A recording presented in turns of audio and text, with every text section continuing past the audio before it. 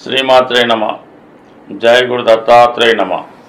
ఈ వీడియోలో మనం కర్కాటక రాశి వారికి జూలై 13 నుంచి నవంబర్ 28వ తారీఖు మధ్యలో శనిగ్రహ వక్రగమనం ఈ రాశి వారి మీద ఎటువంటి ప్రభావాన్ని చూపుతుంది అన్న విషయాన్ని మనం ఈ వీడియోలో తెలుసుకునే ప్రయత్నం చేద్దాం. ప్రస్తుతం కర్కాటక రాశి వారికి శని భగవానుడు భాగ్యస్థానంలో సంచరిస్తూ ఉన్నాడు. అంటే ఏదైనా భాగ్యస్థానం సంబంధించిన ఫలితాలు ఖచ్చితంగా ఇస్తాడు. అయితే ఆలస్యంగా ఇవ్వడం జరుగుతూ ఉంటుంది. అంటే భాగ్యం అంటే ఉన్నత విద్య, విదేశ అవకాశాలు, మీ యొక్క వివాహం, శుభకార్యాలు, అలాగే మీ సంతానం యొక్క అభివృద్ధి, అలాగే స్త్రీలకైతే సంతానం, ఇవన్నీ కూడా 9వ స్థానం బట్టి ఆధారపడి ఉంటాయి. అక్కడ శని భగవానుడు వచ్చాడంటే కంపల్సరిగా అది మీకు మీ యొక్క జన్మజాతక చక్రంలో రాసి పెట్టి ఉంటే, గత జన్మలో కూడా మీకు మంచి ఫలితాలు చేసి ఉంటే శని భగవానుడు ఆ ఫలితాన్ని ఈ జన్మలో మీకు అందించే ప్రయత్నం చేస్తాడు. అయితే గత జన్మలో అటువంటి అర్హత మీరు సాధించకుండా ఉంటే ఈ సమయంలో శని భగవానుడు మీకు అవి ఇవ్వకుండా ఆలస్యం చేయడం జరుగుతూ ఉంటుంది. ఎప్పుడైనా శని భగవానుడు ఒక విషయాన్ని ఆలస్యం చేస్తాడు తప్ప అది ఇవ్వకుండా మాత్రం వెళ్ళడం. అయితే శని ఇప్పుడు కూడా తన యొక్క దశలో కానీ గోచార రీత్యా కానీ వచ్చినప్పుడు బాగా చివరిలో ఇంకా తను వెళ్ళిపోతున్నాడు, ఆ దశ అయిపోతుంది, ఆ రాశి నుంచి వెళ్ళిపోతున్నాడు అన్నప్పుడు మాత్రమే మీకు ఆ ఫలితాలు ఇచ్చి వెళ్ళడం జరుగుతూ ఉంటుంది. సో ఇప్పుడు మీకు వక్రగమనం పొందడం వల్ల ఒక విధంగా అష్టమ స్థానంలో ఉంటే ఏ ఫలితం రావడం జరుగుతుందో ఆ ఫలితాన్ని కూడా ఇవ్వడం జరుగుతూ ఉంది. అయితే ఏంటంటే మరి ఇది ఒక విధంగా కర్కాటక రాశి వారికి ఇబ్బందితో కూడుకున్నది. అంటే ఇది అష్టమ శని అయిపోయింది అనుకున్న క్షణంలో, అంటే ఇంచుమించుగా ఏప్రిల్తో వెళ్ళిపోయింది అనుకుంటే, మళ్ళా ఇప్పుడు సుమారుగా ఈ జూలై 13 నుంచి నవంబర్ 8 మధ్యలో అష్టమ భావంలో ఉంటే ఏ ఫలితం వస్తుందో ఆ ఫలితం మీకు ప్రస్తుతం ఇవ్వడం జరుగుతూ ఉంటుంది. అయితే ఎందుకు మళ్ళీ ఈ ఫలితం రావడం జరుగుతుందంటే, గతంలో ఏదైనా మనం పొరపాట్లు చేసి ఉన్నా, ఏదైనా ప్రయత్నం చేసి విఫలమై ఉన్నా, మళ్ళా మనల్ని ఒక మంచి మార్గంలో పెట్టడానికి, గతంలో ఏమైనా పొరపాటు జరిగి ఉంటే అవి సరిదిద్దడానికి మళ్ళా శని భగవానుడు వక్రగమనంలో రావడం జరుగుతుందన్నమాట. అయితే అక్కడ ఆల్రెడీ రాహు ఉండడం వల్ల, ఈ రాహుతో శని కలియడం వల్ల కొన్ని సందర్భాల్లో రాహు ఇచ్చినటువంటి చెడ్డ ఫలితాలను తగ్గించి శని కొంతవరకు కంట్రోల్ చేయడానికి కూడా కారణం అవుతూ ఉంటుంది. అంటే రాహు అష్టమంలో ఉన్నప్పుడు కొన్ని అసాంఘిక కార్యక్రమాలు, చేయకూడని కార్యక్రమాలు, రకరకాల ఆలోచనలు, నిందలు, అపవాదులు, విద్యార్థులకైతే మరీ ఇబ్బందికరంగా ఏదో ఒక బలహీనతకు లోనై వివిధ రకాల అలవాట్లకు లోనవ్వడం జరుగుతూ ఉంటుంది. ఇప్పుడు శని భగవానుడు రావడం వల్ల రాహుని కంట్రోల్ చేయడం అన్నది ఒక విధంగా ఈ రాశి వారికి కొన్ని బలహీనతల నుండి బయటపడవేసినట్టే. అయితే ఇప్పుడు ఏంటంటే అష్టమంలోకి వచ్చి వక్రించడం వల్ల, అంటే గతంలో మీరు ఏదైనా ఏదో కారణాల వల్ల ఏదైనా ఒక పదవి పోగొట్టుకొని ఉన్నా, ఉద్యోగం పోగొట్టుకొని ఉన్నా, లేదు అనారోగ్య కారణంగా ఏదో కొంత ఇబ్బంది పడుతున్నా, కొంత ఏదో వివాహ విషయంలోనో, భార్యాభర్తల విషయంలోనో అపవాదుల కారణంగానో, నిందల కారణంగానో విడిపోయి ఉన్నా, దానికి సంబంధించినవన్నీ కూడా ఇప్పుడు పరిష్కారం అవడం జరుగుతుంది. అంటే ఒకసారి మీకు గతంలో కోర్టు కేసుకు వెళ్ళారు, అక్కడ మీకు అనుకూలంగా తీర్పు రాలేదు, అప్పుడున్న ప్రభావం ప్రకారం మనకి వ్యతిరేకంగా తీర్పు వచ్చి ఏదో కొంత మీకు పనిష్మెంటో ఏదో పడింది, లేదంటే మీరు బెయిల్లో ఉన్నారు, లేదంటే అవతల వాళ్ళకి పరిహారం చెల్లించమని తీర్పు వచ్చింది.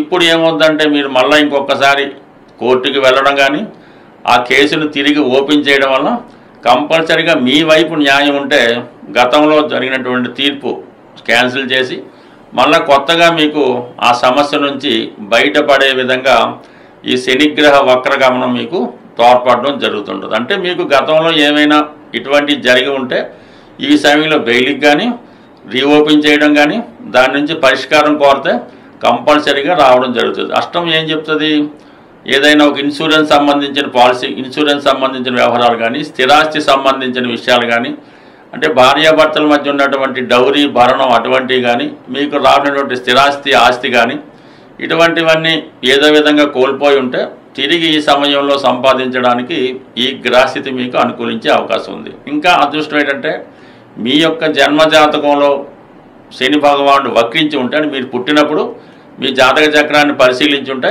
అందులో శని భగవానుడు వక్రి అని రాసి ఉంటాడు. ఆ విధంగా మీ జాతకంలో ఉంటే ఇప్పుడు మీకు మరింత ఫలితం రావడం జరుగుతూ ఉంటుంది. సో అలాగే ఈ సమయంలో అనూహ్యంగా మీరు ఏదైనా ఒక పెద్ద సంస్థలో కానీ, పెద్ద గవర్నమెంట్ సర్వీస్లో కానీ, రాజకీయ రంగంలో కానీ ఉంటే ఈ అష్టమ స్థానంలో ఉన్నటువంటి రాహు శనిల కాలీయంగా కొన్ని సందర్భాల్లో ఎదటవాడు ఆ పదవికి అనర్హత వల్ల మిమ్మల్ని టెంపరీగా పదవి అభివృద్ధి కానీ ప్రమోషన్ కానీ వచ్చే అవకాశం ఉంది. అంటే ఇప్పుడు ఎలా ఉంటుందంటే ఎదటవాడి యొక్క మైనస్, వాడికి ఏదైనా నష్టం జరిగితే అది మీకు ప్లస్గా మారి ఆ పదవిలోకి మీకు రావడానికి అనుకూలత ఏర్పడుతుంది. కొన్ని సందర్భాల్లో అనూహ్యంగా అలసత్వంగా అనుకోకుండా కొంత బెనిఫిట్ కూడా కొన్ని సందర్భాల్లో రావచ్చు. కానీ ఏదైనా ఒక చెడు జరిగిన తర్వాత మాత్రమే మంచి ఇవ్వడం జరుగుతుంటుంది అష్టమంలో ఉన్నటువంటి ఏ గ్రహం అయినా సరే. కాబట్టి మీరు కొంత ఇబ్బంది పడినా తర్వాత జరిగే మంచి కొంతవరకు జీవితాంతం దాని యొక్క ఫలితాన్ని అనుభవించడం జరుగుతుంటుంది. బట్ ఏది మనం ప్రయత్నం చేసినా మనకి అర్హత ఉంటేనే వస్తుంది తప్ప అర్హత లేని దాని కొరకు మీరు ఎంత ప్రయత్నం చేసినా శని భగవానుడు 1% కూడా మీకు ఇవ్వడం జరగదు. సాధారణంగా శనిగ్రహం ఏ గ్రహం అయినా వక్రించినప్పుడు ఆ గ్రహం యొక్క బలం అనేక రెట్లు పెరగడం జరుగుతూ ఉంటుంది. అది మంచి కానీ చెడు కానీ మనం దాన్ని వాడుకునే పద్ధతిని బట్టి ఉంటుంది. సో ఏదైనా ఒక కత్తిని కూరగాయలు తరగడానికి, మనుషులు చంపడానికి ఎలాగైతే ఉపయోగించుకోవచ్చో ప్రతి గ్రహాన్ని కూడా మనం దాన్ని సాధన ద్వారా మరి ఆ గ్రహాన్ని సంతృప్తిపరిచి మన అనుకూలంగా మార్చుకోవచ్చు. మరి వక్రించినప్పుడు అవి తొందరగా ఫలితాన్ని ఇవ్వడం జరుగుతూ ఉంటుంది. అంటే శని భగవానుడు ఎప్పుడు కూడా తనని ప్రసన్నం చేసుకొని మంచి ఫలితం ఇవ్వాలంటే ఫిజికల్గా ఆ వ్యక్తి కష్టపడవలసి ఉంటుంది. మీరు ఎవరితోనో జపాలు చేయించాం, దానాలు ఇప్పించాం, అలా కాకుండా ఫిజికల్గా మీరు కష్టపడితే శని అనుకూలుడై కంపల్సరిగా గొప్ప ఫలితం మీకు రావడం జరుగుతుంది. అందులో ముఖ్యంగా మీ కుటుంబంలో పెద్దవారు ఎవరైనా ఉంటే, వృద్ధులు లాంటి వారు ఉంటే వారికి నెంబర్ 1గా సేవ చేయండి. కనీసం వారికి కావాల్సిన మందులు కొనివ్వడం, రోజు ఒకసారి వాళ్ళని పరామర్శించడం, వాళ్ళని నడిపించడం, ఏదన్నా మరీ మీకు తోచిన సేవ చేయడం వల్ల ప్రసన్నుడవుతాడు. లేని పక్షంలో దగ్గరలో ఉన్నటువంటి వృద్ధాశ్రమానికి వెళ్ళి అక్కడ ఉన్నటువంటి వృద్ధులకి పలకరించో పరామర్శించో అక్కడ ఫలమో ఏదో ఒకటి ఇవ్వడం. ఎక్కువగా మందులు కొనివ్వడం వల్ల ఎవరైతే వారి యొక్క రోగాలకి మందులు కొనుక్కోలేరో, వృద్ధాప్యంలో ఉన్నారో వాళ్ళకి ఈ మెడిసిన్స్ డొనేట్ చేయడం వల్ల శని భగవానుడు ప్రసన్నుడవుతాడు. ఎక్కువగా యువకులు, ఉత్సాహవంతులు లాంటి వాళ్ళు ఉన్నప్పుడు, అంటే ఇంచుమించుగా ఇప్పుడు 50 వచ్చిన యువకుల్లాగే ఉంటున్నారు, కంపల్సరీగా ప్రతిరోజు వాకింగు, రన్నింగు చేయడం. శనికి సంబంధించినటువంటి కొన్ని వస్తువులు ఉంటాయి, అది మాంసం, ఈ మద్యం, మగువ, ఇటువంటి వాటికి దూరంగా ఉండడం వల్ల కూడా శని మీకు తొందరగా అనుకూలించి మిమ్మల్ని మంచి మార్గం వైపు నడిపించే అవకాశం ఉంది. సో అలాగే ఏదైనా అంటే ఇది కొంతమందికి నచ్చబోచ్చు, కానీ ఈ తల ఒకటి ఎక్కువగా పెంచుకోవడం, ఈ గెడ్డం పెంచుకోవడం, ఈ గోర్లు పెంచుకోవడం, ఇవి 100% తగ్గించుకొని ఎప్పటికప్పుడు ప్రతి 15 రోజులకి ఒకసారి మీరు క్లీన్గా మీ యొక్క ఆచార ప్రకారం సేవ్ చేసుకోవడం, శుభ్రంగా ఉంటే ఇది కూడా కొంతవరకు ఉంటుంది. అంటే మాకు ఈ పెద్దవాళ్ళు గురువుల ద్వారా చెప్పింది, ఈ జుత్తు ఎక్కువగా పెంచుకోవడం, ఈ గెడ్డాలు ఎక్కువగా పెంచుకోవడం, ఈ గోర్లు ఎక్కువ పెంచుకోవడం కూడా ఇది ఒక విధమైన శని భగవాన్ని ఆహ్వానించడానికి నిదర్శనంగా చెప్పేవారు. అది ఇష్టం ఉన్న వాళ్ళు పాటించండి. ఇంకొక అద్భుతమైన రెమెడీ ఏంటంటే ఇది కంపల్సరీగా పనిచేసి తీరుతుంది.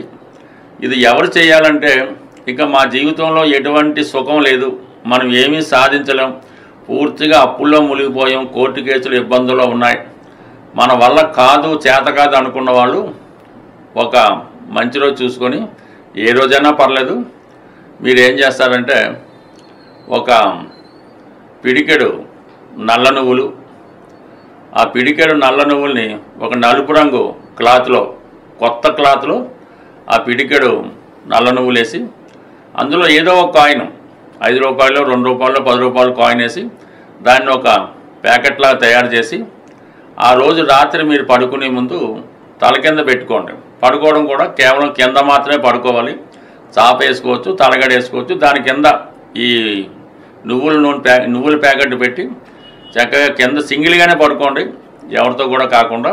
పొద్దున్న తెల్లారడమే మీరు ఆ ప్యాకెట్ తీసుకొని చక్కగా చెప్పులు లేకుండా బయటకు వచ్చి 4 రోడ్లు కలిసే చోట ఆ ప్యాకెట్ వదిలేసి మళ్ళీ మీరు వెనక్కి వచ్చి స్నానం చేసి మీ కార్యక్రమాలు చేసుకోండి. అలాగే ఒక 8 రోజులు నియమంగా, వారం తప్పకుండా నియమంగా ఉంటూ కిందే పడుకుంటూ అన్ని రకాల అలవాట్లు పక్కన పెట్టి కేవలం ఇంట్లో భోజనం మాత్రమే చేయడం వల్ల కంపల్సరీగా మీ యొక్క అన్ని రకాల ఇబ్బందులు తొలగి ఒక కొత్త అవకాశం మీకు రావడం జరుగుతుంటుంది. ఆఖరి రోజు అంటే ప్రతిరోజు వెళ్తే ఏదైనా శివాలయానికి వెళ్ళి దర్శించుకోండి, ఒక విభూతి ధరించండి, అక్కడ కొంతకాలం ఉండరండి. ఈ 8 రోజులు ఈ విధంగా చూసి రండి, చేసి రండి. కంపల్సరీగా మీ జీవితంలో ఒక అద్భుతమైనటువంటి మార్పు రాబోతుంది. అలాగే వీలైనప్పుడు చాలా వరకు ఏదైనా వృద్ధులు పెద్దవారి యొక్క ఆశీస్సులు తీసుకొని ఈ విధంగా చేయడం వల్ల కూడా మీకు తొందరగా శని అనుగ్రహం దొరికే అవకాశం ఉంటుంది. స్వస్తి.